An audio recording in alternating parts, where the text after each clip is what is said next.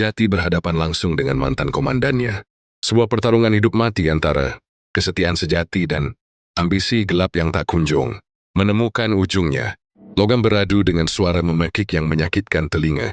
Bunga api memercik di udara saat Jati menggunakan teknik rahasia.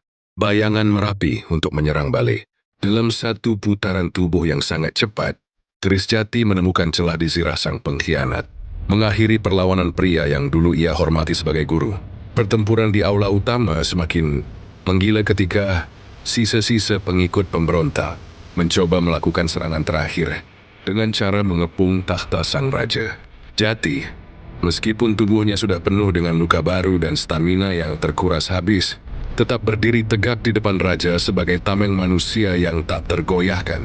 Ia menggunakan setiap jengkal ruang untuk bermanuver, menangkis serangan pedang dan tombak dengan kelincahan yang membuat musuhnya merasa sedang melawan hantu. Setiap tepasan kerisnya adalah bentuk pengabdian yang murni, sebuah tarian kematian yang didedikasikan untuk keselamatan marwah kerajaan yang sedang terancam punah. Raja Hayamuruk melihat sendiri keberanian prajurit tak bernyawa ini, menyadari bahwa di balik kemegahan pasukannya ada pahlawan tanpa nama yang menjaga nyawanya. Tiba-tiba, sebuah anak panah beracun melesat dari arah balkon atas, ditujukan tepat ke jantung sang raja yang sedang berada dalam posisi yang terbuka. Tanpa ragu, Jati melompat ke depan, membiarkan anak panah itu menancap di punggungnya, sendiri demi memastikan sang penguasa tidak tersentuh oleh maut sedikit pun. Rasa sakit yang luar biasa menjalar ke seluruh sebabnya. Namun ia menolak untuk jatuh sebelum semua ancaman di ruangan itu benar-benar bisa diredam sepenuhnya. Bayangkara setia lainnya akhirnya menjebol pintu aula, memberikan bantuan yang sangat dibutuhkan untuk menyapu bersih para pengkhianat yang tersisa di sana. Jati melihat musuh terakhirnya jatuh, dan ia tahu tugasnya di dalam lingkungan istana ini telah selesai. Dengan keberhasilan yang sangat gemilang namun sunyi, sambil menahan rasa perih di punggungnya, dia membisikkan pesan terakhir kepada raja agar membersihkan seluruh sisa-sisa korupsi yang ada di dalam birokrasi kerajaan. Raja mencoba menahan Jati agar mendapatkan pengobatan, namun sang telik sandi melepaskan diri dan menghilang ke dalam kegelapan di balik tirai-tirai yang robek. Darahnya meninggalkan jejak di lantai marmer, sebuah tanda merah yang menceritakan pengorbanan yang tak akan pernah bisa dibayar oleh emas atau jabatan manapun. Dia keluar melalui jendela tinggi, terjun ke dalam kegelapan taman, istana dan menghilang. Sebelum pasukan pengawal sempat mengenali identitas aslinya yang misterius. Jumlah Alam Siddhi Majapahit selamat dari kehancuran batinnya, dan Jati kembali menjadi bayangan yang berjalan sendirian di tengah hiruk-pikuk dunia yang tak mengenalnya. Fajar mulai menyembul dari ufuk timur dengan warna keemasan, memberikan cahaya pada puncak-puncak candi Majapahit yang masih berdiri tegak dengan sangat megahnya. Suara burung berkicau seolah menyambut hari baru yang damai. Sementara di dalam keraton, pembersihan besar-besaran terhadap sisa pengkhianat mulai dilakukan secara masif. Jati duduk bersandar di sebuah pohon besar di pinggiran hutan, mencoba mengobati luka-lukanya dengan ramuan tradisional yang selalu ia bawa di dalam kantongnya. Napasnya mulai teratur kembali, meski tubuhnya terasa sangat remuk seolah baru saja dihentak oleh ribuan batu besar dari atas puncak gunung berapi. Dia menatap lencana intelijen perunggu miliknya, yang sudah bengkok dan kotor. Benda yang selama bertahun-tahun menjadi satu-satunya identitas yang ia miliki di dunia ini.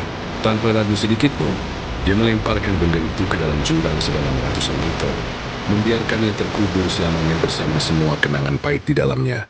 Kini ia bukan lagi seorang pelayan, bukan prajurit, dan bukan lagi mata-mata resmi. Kini hanyalah seorang manusia merdeka yang telah melunasi hutangnya pada bumi. Jemai Piso was Majesty Society Typical mengganti namanya setiap waktu, dan hidup sederhana di antara rakyat yang selama ini ia lindungi tanpa sepengetahuan mereka. Mungkin suatu hari nanti ia akan menjadi seorang petani atau pengrajin kayu, menikmati kedamaian yang ia perjuangkan dengan taruhan nyawa di malam yang berdarah itu. Sejarah akan selalu menuliskan nama-nama besar seperti Gajah Mada dan Hayam Wuruk di atas prasasti batu yang megah dan abadi sepanjang masa kekuasaan. Namun Jati lebih memilih untuk tetap menjadi bisikan. Jungisu siang lewat di sela-sela pepohonan bambu, menjadi kekuatan yang tak terlihat namun selalu ada. Baginya kebahagiaan sejati adalah ketika ia bisa melihat pasar kembali ramai dan anak-anak bisa berlarian tanpa takut akan ancaman pedang para pemberontak. Luka di tubuhnya mungkin akan meninggalkan bekas permanen sebagai pengingat. Namun hatinya kini terasa jauh lebih ringan dan damai tanpa beban tugas berat. Majapahit akan terus berdiri, kokoh selama masih ada orang-orang seperti Jati yang rela berkorban di balik bayang-bayang tanpa mengharapkan pujian dari manusia. Ia melangkah masuk ke dalam hutan yang rimbun, menghilang di antara pepohonan, menjadi legenda yang hanya diketahui oleh rembulan dan bintang-bintang di langit Nusantara. Nama Jati memang telah terhapus dari segala catatan resmi kerajaan, namun semangatnya seolah menyatu dengan setiap butir tanah dan tetes air di bumi.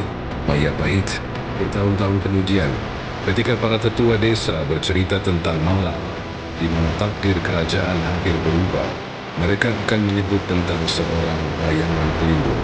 Kisah tentang mata-mata terakhir ini menjadi dongeng pengantar tidur bagi anak-anak, menginspirasi mereka tentang arti pengabdian yang tulus tanpa menuntut balasan apapun. Mungkin suatu hari nanti ia akan menjadi seorang petani atau pengrajin kayu, menikmati kedamaian yang dia perjuangkan dengan tahunan nyawa di malam yang berdarah itu. Sejarah akan selalu menuliskan nama-nama besar seperti Gajah Mada dan Hayam. Wuruk di atas prasasti batu yang megah dan abadi sepanjang masa kekuasaan. Namun Jati lebih memilih untuk tetap menjadi bisikan. Jungisus yang lewat di sela-sela pepohonan bambu menjadi kekuatan yang tak terlihat namun selalu ada. Baginya kebahagiaan sejati adalah ketika ia bisa melihat pasar kembali ramai dan anak-anak bisa berlarian tanpa takut akan ancaman pedang para pemberontak. Luka di tubuhnya mungkin akan meninggalkan bekas permanen sebagai pengingat. Namun hatinya kini terasa jauh lebih ringan dan damai tanpa beban tugas berat. Majapahit akan terus berdiri, kokoh selama masih ada orang-orang seperti Jati yang rela berkorban di balik bayang-bayang tanpa mengharapkan pujian dari manusia. Ia melangkah masuk ke dalam hutan yang rimbun, menghilang di antara pepohonan, menjadi legenda yang hanya diketahui oleh rembulan dan bintang-bintang di langit Nusantara. Nama Jati memang telah terhapus dari segala catatan resmi kerajaan, namun semangatnya seolah menyatu dengan setiap butir tanah dan tetes air di bumi. Majapahit, bertahun-tahun kemudian, ketika para tetua desa bercerita tentang malam di mana takdir kerajaan hampir berubah, mereka akan menyebut tentang seorang bayangan pelindung. Kisah tentang mata-mata terakhir ini menjadi dongeng pengantar tidur bagi anak-anak, menginspirasi mereka tentang arti pengabdian yang tulus tanpa menuntut balasan apapun.